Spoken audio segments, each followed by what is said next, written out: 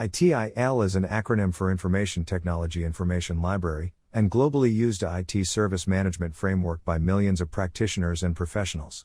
It is fundamental to organizations that enable business transformation. In 2019, ITIL has evolved from ITIL v3 to ITIL 4. The latest update focuses on fast-paced, complex work environment, and emerging practices as well.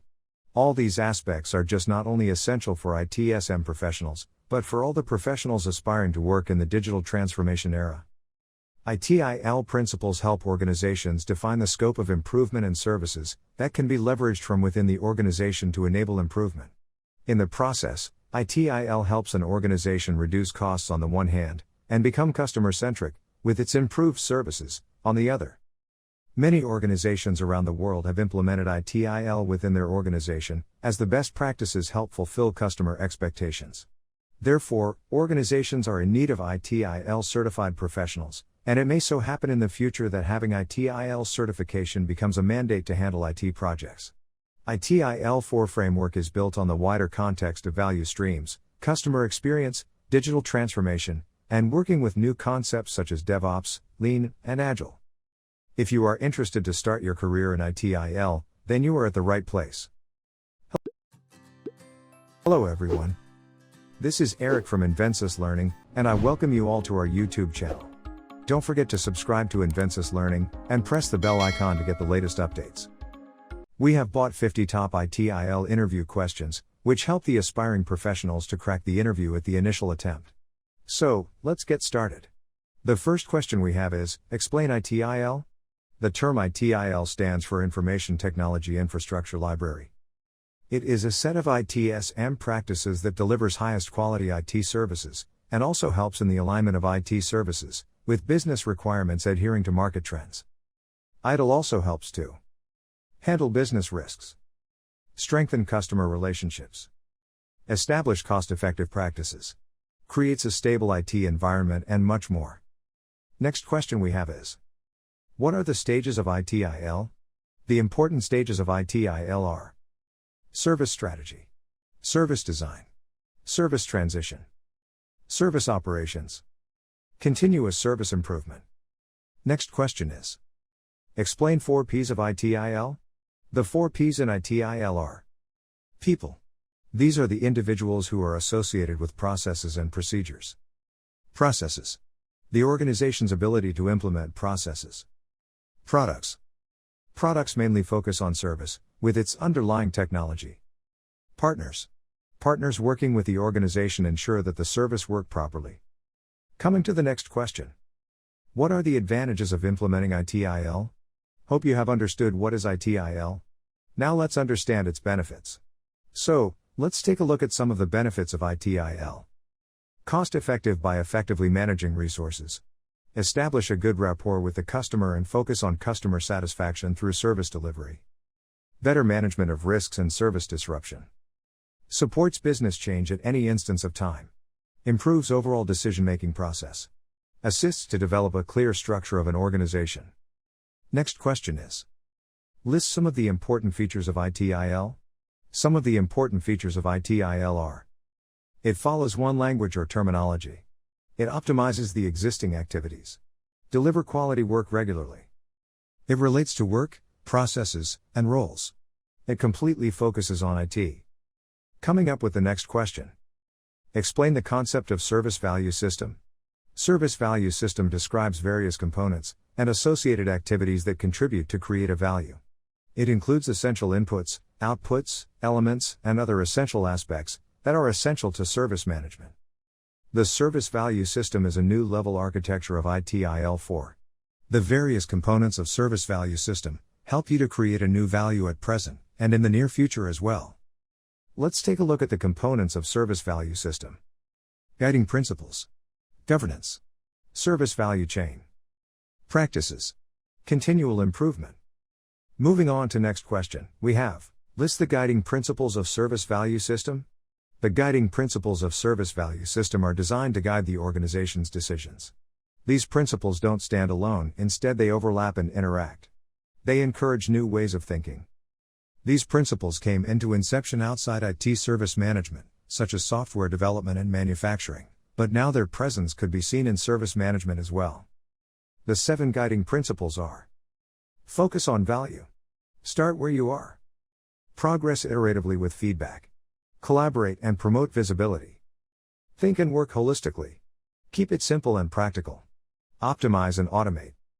Next question is: what is service level agreement? Service level agreement is a documented agreement between a customer and the service provider.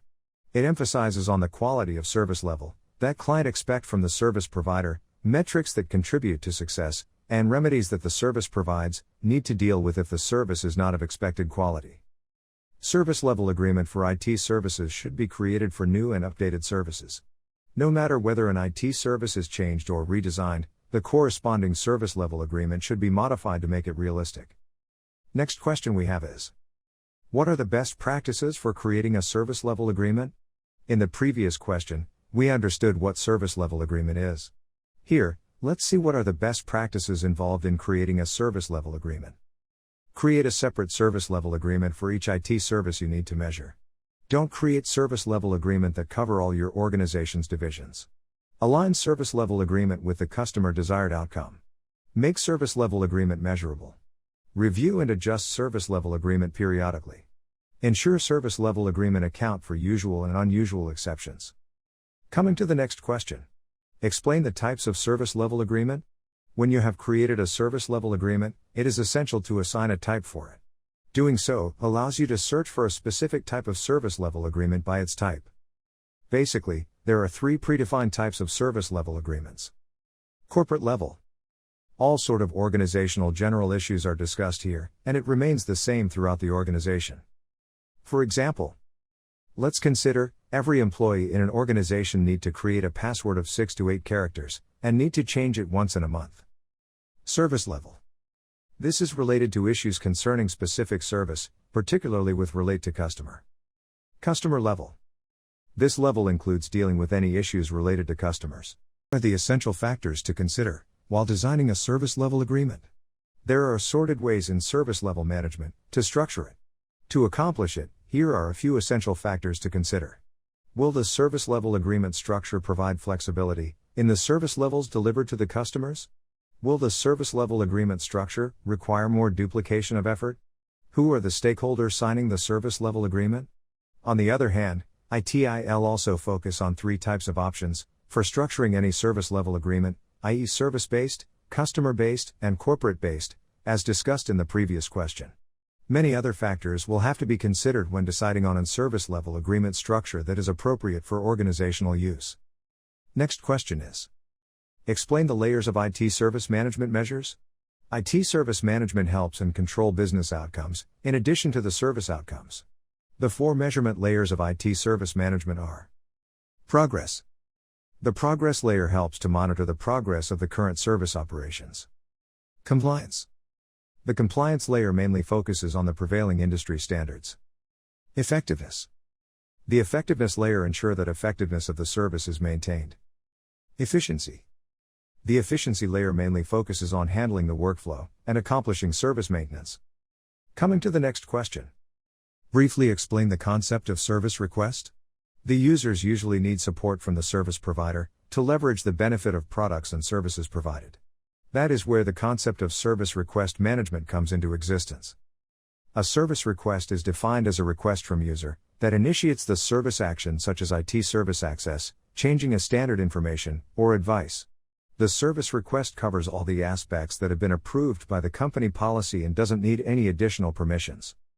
The major purpose of service request management is to support the agreed quality service by handling user-initiated service requests, and predefine service requests in an effective manner. Service request management is completely dependent on well-designed processes and procedures that are operated through tracking and automation of tools, in order to maximize the efficiency of the service practice. Next question is: what are the various types of service providers in ITIL? The service provider in an organization is classified into 3 categories. They are: internal service provider. Internal service providers exist in an organization to deliver IT services to a particular unit only. Since they are attached to a particular unit, they can dedicate their time and resources to provide the best possible support to the business unit. They will also be more familiar with the requirements and problems of the business unit and can solve them faster. The managers of the business unit have everything under their control. The transactions are more transparent, and the costs are under the direct control of the management of the business unit. If the company has multiple business units, this type of service providers will exist for each unit, thereby creating duplication of manpower and resources. Shared service provider. Shared service providers deliver IT services to multiple units in the same organization. They eliminate duplication of personnel and resources as they provide IT services to several business units across the organization. Each business unit ends up spending less on maintaining the IT service provider, as the costs are spread across several business units. Since shared service providers have a heavy workload and have to keep costs to a minimum, their equipment can get outdated over time and replacements would be unlikely. These service providers have to be flexible to cater to the varied needs of different business units. This prevents them specializing in a service. External service provider. External service providers deliver IT service to customers outside the organization.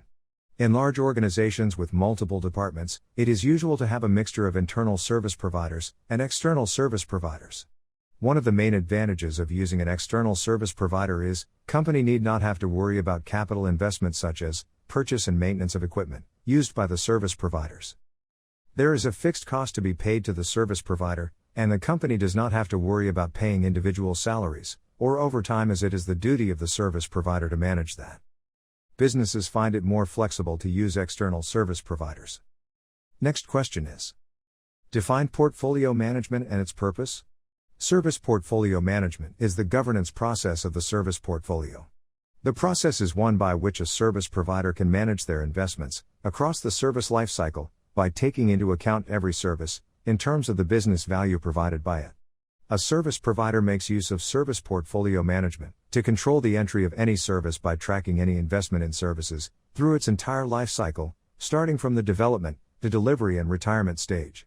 Purpose of portfolio management includes: the main purpose of service portfolio management is to make sure that the service provider has a proper mix of services to meet their overall service strategy. Service portfolio management ensures that entry or exit of service from any stage is dependent on the approval of funding. It also required an appropriate financial plan to recover the costs or to generate a required level of profit, depending on the nature of the service provider's organization. Moving on, we have: list a few job roles that come under portfolio management. Job roles under portfolio management can be categorized into two types. One is static process roles and dynamic process roles. Firstly, let us consider static process roles. Under this category we have the following roles. Service Portfolio Process Manager. The Service Portfolio Process Manager has to manage the entire process and is responsible for its effectiveness and efficiency. Service Portfolio Process Owner. The Service Portfolio Process Owner is the process initiator and is accountable for defining the strategic goals of the process and allocating all the resources required for the process. Service Portfolio Management Team. The Service Portfolio Management Team is associated with the Service Portfolio Management process. Next we have dynamic process roles. Under this category we have the following roles. Service Agent. The service agent is responsible for the present activity within the process of service portfolio management. They can be changed by a functional escalation, if the rules permit it. Service Owner. The service owner attribute of each service record consists of the role, which is presently accountable for the service. Service Sponsor. The service sponsor is the person responsible for the budget and specific costs related to the service. Requirements Requester. The requirements requester consists of a person, or a group of people, who are expressing the new demands, which need to be fulfilled by the IT service provider. Next question is: what are the four major phases of service portfolio management? There are four major phases of activity in service portfolio management. Define. This phase involves the collection and validation of the entire inventory, consisting of all the existing and proposed services, including their business cases. Analyze. During the analyzing phase, the services which are required for the service provider to achieve its strategy are identified.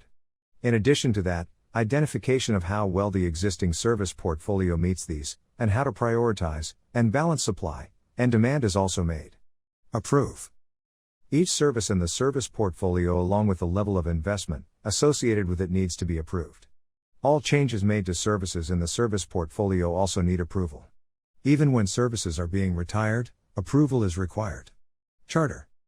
In order to authorize each project to build, enhance or retire a service, a charter is required. The purpose of the charter is to document the scope of the project and the terms of reference, in addition to the approval decisions related to agreed changes to the service portfolio. Next question is: what are the major objectives of problem management in ITIL? The concept of problem management handles the life cycle of problems.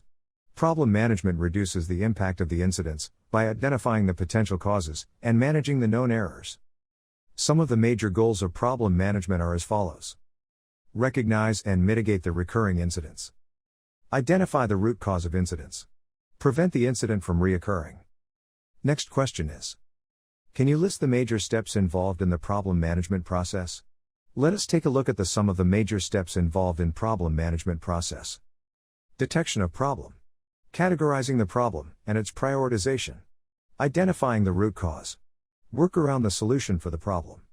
Initiate a known error record. Resolving the issue. Close and review the problem. Moving on to the next question. Define known error.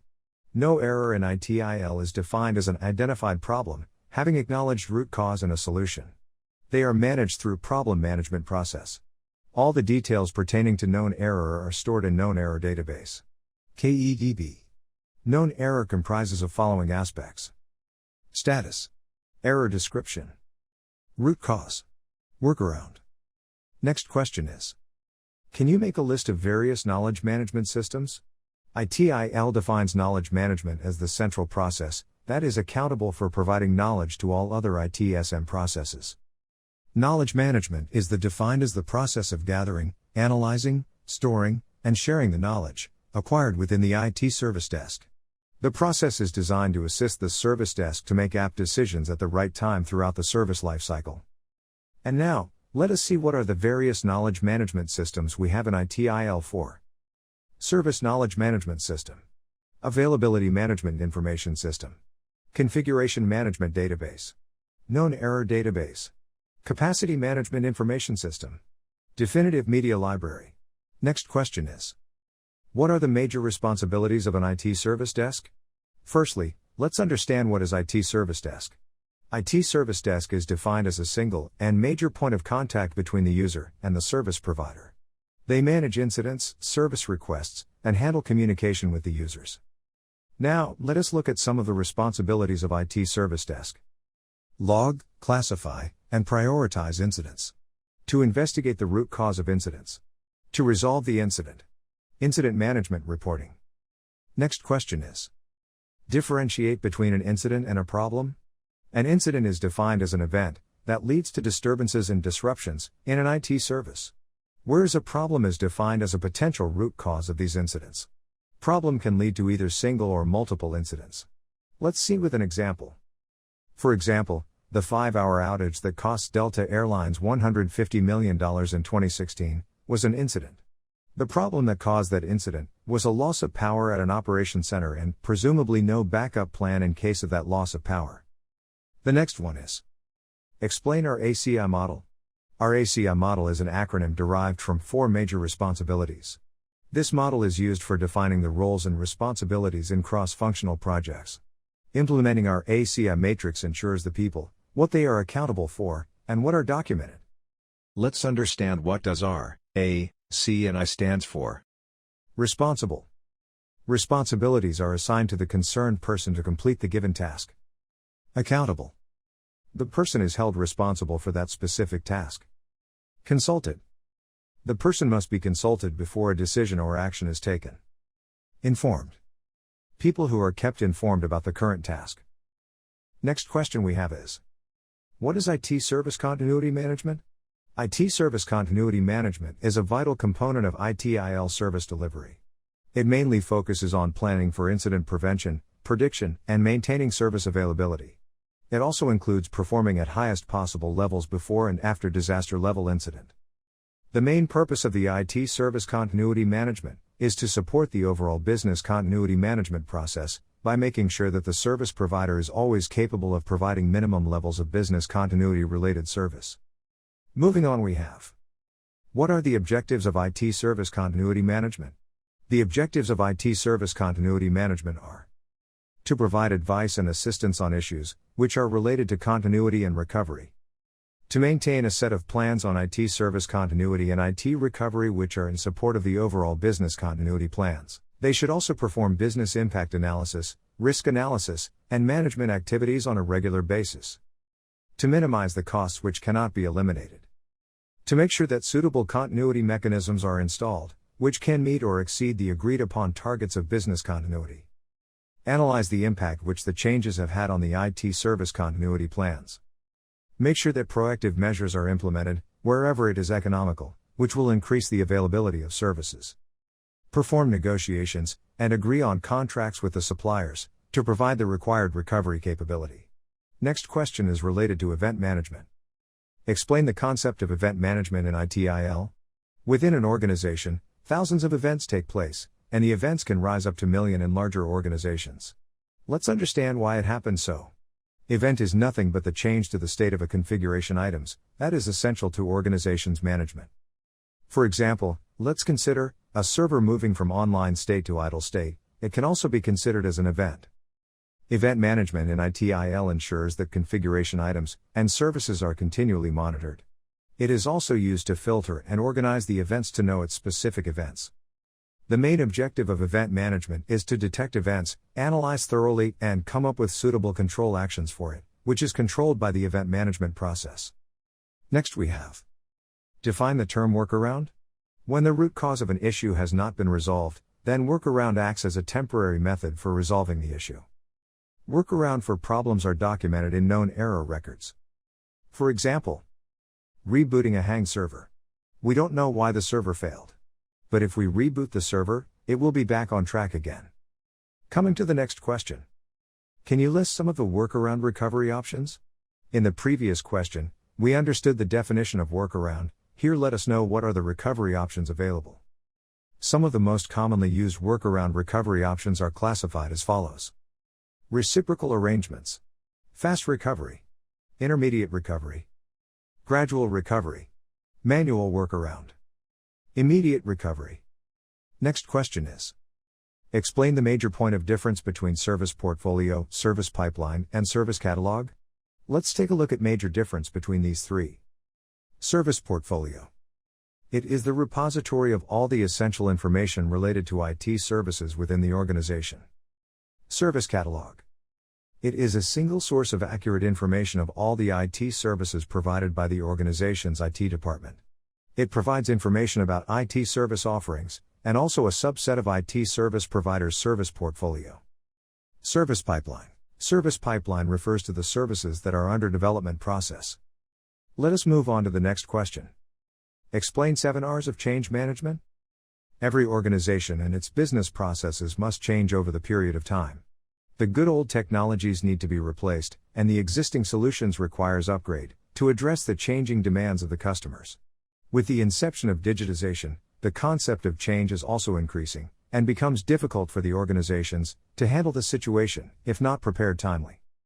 In this relate, ITIL provides a set of best practices for change management that makes it simpler for the organizations to prioritize the changes efficiently without negatively impacting the customer requirements.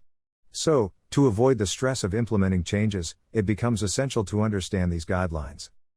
Let's understand what change management is all about.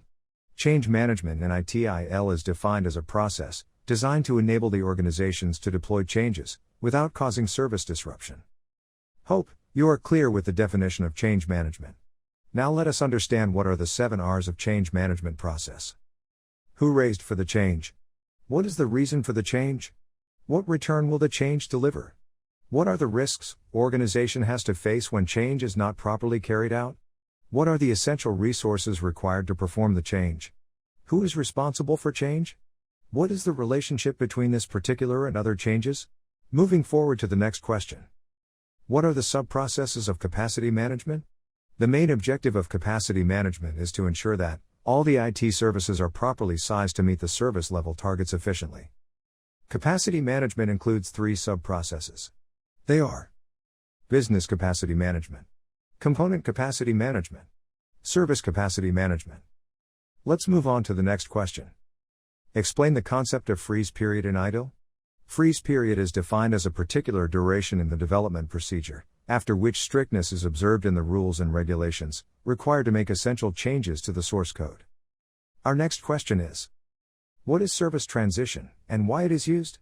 ITIL service transition helps to plan and manage the change of state of service in its life cycle. Let's see why service transition is mainly used. It is mainly used to give quality knowledge of change, release, and deployment. Ensure that a particular service can be managed, operated, and supported. Plan and manage the resource, capacity, and requirement to accomplish a release. Next question we have is: explain continual service improvement in ITIL. ITIL continual service improvement embraces every aspect of the ITIL service lifecycle, and can be applied to deliver a sustained improvement in IT performance. The most vital phase of understanding the aspects related to how to improve is by knowing what to measure, and understanding how those measures can be evaluated and analyzed, and to deliver improvements to the clients. Continual service improvement is one of the qualifications within the ITIL service lifecycle. It uses a metrics-driven methodology to recognize the opportunities for improvement that supports business processes, and to measure the influence of those improvement efforts. And it delivers guidance on creating and maintaining value for the customers through better design, strategy, transition, and operation of services. It combines principles, practices, and methods from quality management, change management, and capability improvement. In this question, let us take a look at the steps involved in continual service improvement. What are the 7 steps involved in continual service improvement? The focus of continual service improvement is on service improvement to support business processes. To accomplish this, continual service improvement uses a 7-step process plan for improvement, which is crucial in ITIL lifecycle. The below-mentioned 7 steps constitute what is known as a knowledge spiral. The knowledge gathered from one level becomes the input to the other level. It moves from operational management to tactical management, and finally strategic management. Feedback from any stage of the service lifecycle can be used to identify improvement opportunities for any other stage of the life cycle. Identify the approach for improvement. Define what should be measured. Collect the essential data. Process the data. Analyze the information and data. Proper presentation and utilization of information. Implementation of improvements. Next question is: make a list of some of the popular web-based service desk tools. Before making a list of web-based service desk tools, let us understand what are web-based service desk tools. Web-based service desk tools are the online software that facilitates customer service with their daily operations, ranging from workflow to tasks completion. The web-based service desk tools are quite beneficial for small businesses, as they are easy to adopt and less expensive.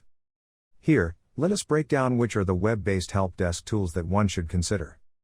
SIA Service Desk, Bugzilla, Oracle Service Cloud, SolarWinds Web Help Desk, ServiceNow, OTRS, CDesk, Tivoli. Moving on, we have: explain PDCA cycle. The Deming cycle, also known as the PDCA cycle, is used as the foundation for quality improvement activities across various types of enterprises.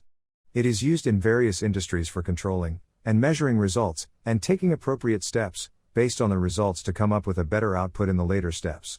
The PDCA cycle is a 4-part life cycle, and thus constitutes the acronym PDCA cycle: plan, do, check, and act. Plan. The first step of the process involves planning the improvements. A gap analysis is undertaken, and a plan is made to overcome the gap through a series of improvement steps. Do.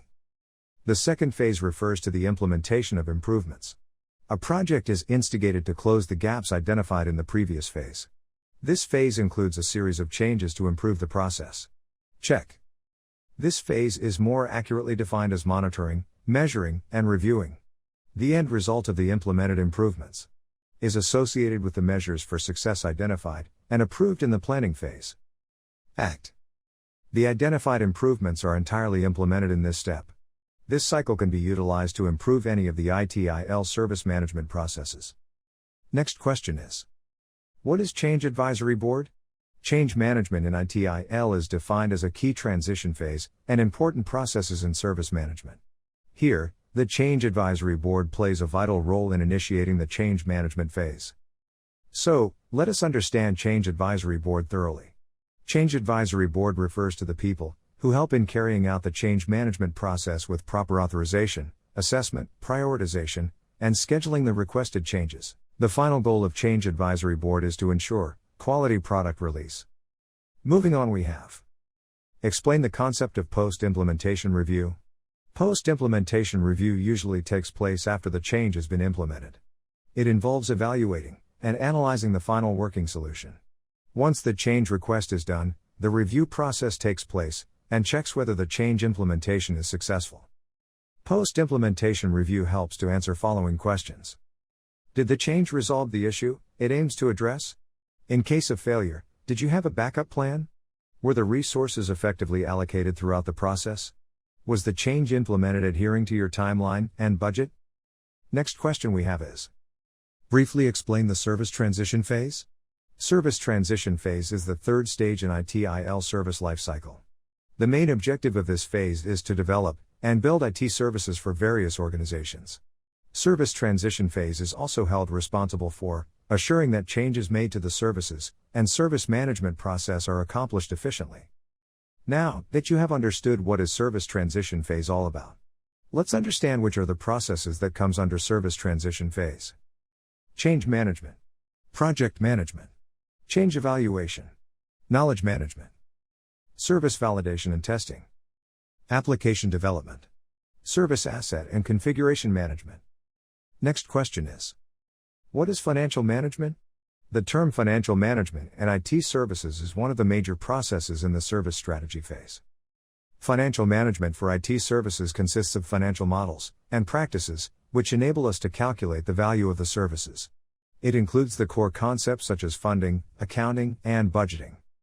It handles following requirements. Budgeting provides sufficient funds to run the business and also to carry out income estimation. Charging. They are accountable for facilitating the funds through charging the clients. Accounting. They are mainly accountable for providing management-related information by performing cost analysis and reporting. The next question we have is: can you explain the terms availability, agreed service time, and downtime are related to each other? Availability. It is defined as the ability of an IT service or other configuration items to perform its functions when required. Agreed service time. It is defined as the time during which the service is to be operational. Downtime. It is defined as the time during which the agreed service time, that the service is not operational. Next question is related to configuration management. What is configuration management? Configuration management in ITIL is defined as the process responsible for ensuring that assets required to deliver services are properly controlled, and accurate and reliable information about those assets is available, when and where it is needed. This information includes details of how the assets have been configured, and the relationship between the assets. Organizations implement configuration management system to identify the configuration states, control the changes, and audit the process for validation. Next question is: what is a configuration item? A configuration item is defined as a component that needs to be managed to deliver an IT service. The configuration item records all the essential information about configuration items into the configuration record, and also within the configuration management system. The configuration items could be software, hardware, people, buildings, and other IT services. Next question is: what is the major point of difference between a service request and a change request? A service request is defined as a request for the IT service access to change a standard information or advice. All these things are prior approved by the organizational policy. On the other hand, a change request is defined as a formal proposal to make necessary changes to the system made by the user or stakeholder. Next question is: what is the configuration baseline? Configuration baseline in ITIL is referred as the baseline that is mainly used for configuration purpose and is agreed and managed by the change management process. Configuration baseline is mainly used as a basis for the future builds, releases, and changes. For example, let us consider you need a strong baseline for your laptop builds, and any sort of changes to this should be managed through change management. Next question we have is: explain the major point of difference between a service and a product. Are you a service marketer, or a product marketer? Or both? There are certain major differences that lies between these two. Here, let us understand the difference between a service and the product. Services are produced and consumed at the same instance, whereas products cannot be produced and consumed at the same instance. Services are not tangible, whereas products are tangible. Services are inconsistent, whereas products are consistent. User can take part in the production of services, on the other hand, user cannot take part in the production of product. Moving on, we have explain the important qualities of information assets and IT security management. Information security describes the activities which are related to the protection of information and infrastructure assets against the risk of being misused, lost, disclosed and damaged. Information security management is a governance activity within the corporate government framework. It describes the controls which are necessary to be implemented by an organization to make sure that it is sensibly managing the risks. Now that we have understood what is IT security management, next, let's understand what are its essential qualities. Confidentiality. Asset or resources are available to a particular domain people. Integrity. Unauthorized doesn't have access to the assets. Availability. Asset or resources can be utilized whenever required. Authenticity. Identity of the party is kept genuine. Non-repudiation. Transactions once completed should not be reversed without approval. Next question is: what is supplier management and its objectives? Supplier management ensures that organizations' suppliers and their performance are supported and managed to ensure continuous quality products and services. Here are some of the major objectives of supplier management. Maintaining a good supplier relationship. To maintain suppliers' contracts database. Negotiate and establish contract with the suppliers. With this, we come to an end of ITIL interview questions video. These are some of the most important concepts and questions that you would frequently come across in an ITIL interview. So, be thoroughly prepared to ace your interview at the initial attempt. Do you think you need to learn a little more to have more grasp on the subject? Then you are the right place. At Invensis Learning, we provide ITIL certification training worldwide. Enroll now and take the next step in the world of IT service management. For more updates on trending technologies, subscribe to Invensis Learning YouTube channel. Also, if you have any queries, share them with us in the comments section.